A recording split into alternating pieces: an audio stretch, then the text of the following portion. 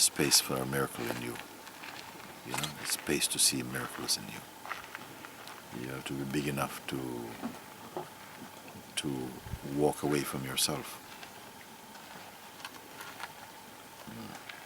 Don't carry yourself around. You have to be big enough to walk out of yourself. I remember one time I went to a house. The first time I saw that, I went inside and in this guy's house, and he showed me he had a fish tank. I never seen anything. I always see fishes in fish tank, but this one had nothing. Look inside there, and there's a spider. I said, "Spider, oh my God!" And I said, "But it looks funny, He says, "Yeah, because that's the shell." And there was a tarantula, and the tarantula had walked out of its shell. I never said anything. This thing is just there like this. And I was looking at that, and he said, "Yeah, but the real guy is behind the thing there." I said, "Whoa, what is that?" Two of them. He said, "No, it's the same. He comes out of the shell." That became a very powerful metaphor for me. That you can step out of the shell of your own identity. Let him be there. The real one is not concerned about him. He doesn't go and play with him. It's just some old, I don't know if he even reminds him. I don't even know. And I say, yeah, it's a powerful metaphor for me, that you can step out of your own identity, your own idea. Leave it aside. Don't keep carrying it around with you, defending it, presenting it as though that it is true. So someone has to be big enough to walk out of themselves, or to change direction, magnificently, if that's the need. Or if if you're open to be touched in such a powerful way, that your life can be turned upside down, that your life can go into some turmoil, some spin, because your heart is big enough to embrace change or something like that. Or to be pushed into the infinite, that you don't have too many things, too many conditions to fulfill, that you're ready right where you stand to meet God right where you stand. I like this type of feeling, a sense that you get in someone when a human being displays a kind of magnificence, that you're just ready, that you don't have the sense, I need one more day. Just right where you are. You have to be able to stand right where you are. Not I need just to go home and sort things out. I need to go and pack my bag.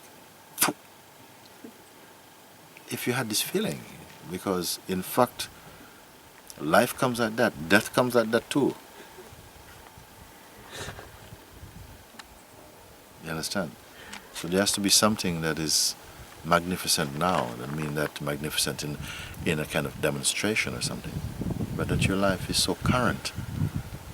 And for most of us, we are late. The late Mr. George, the late Miss Susan. Because you're not caught up to just being present yet. We're still lurking in some past cupboard or something.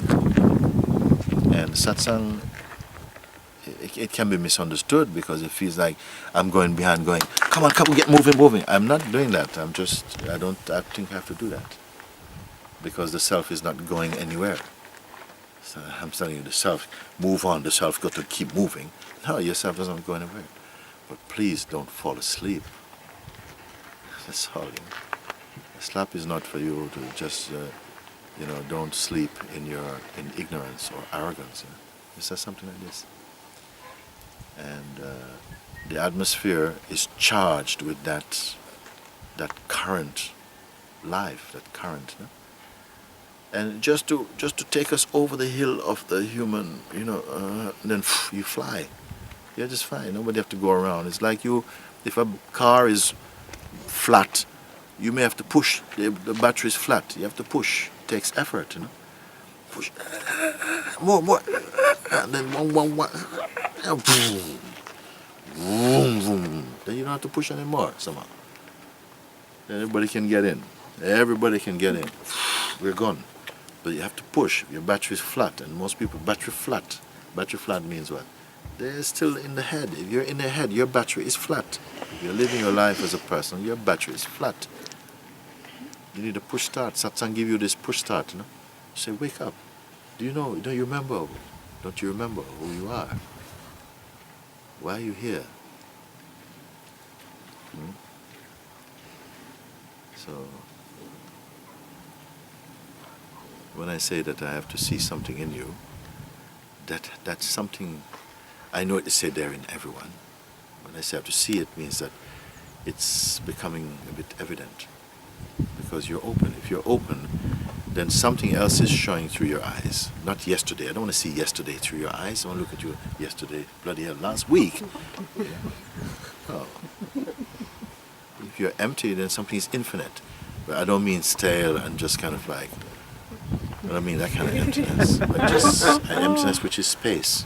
Some space. Not spaced out, but space inside. Or feel, you feel this with people. There's such energetic entities, you can say. And sometimes you're giving off nothing at all, just flat battery, walking around, flat battery. Just flat battery. So I said it's a powerful play of God, this Maya, that in a way we go a bit to sleep, and I don't know who's responsible for that. Who's responsible for that?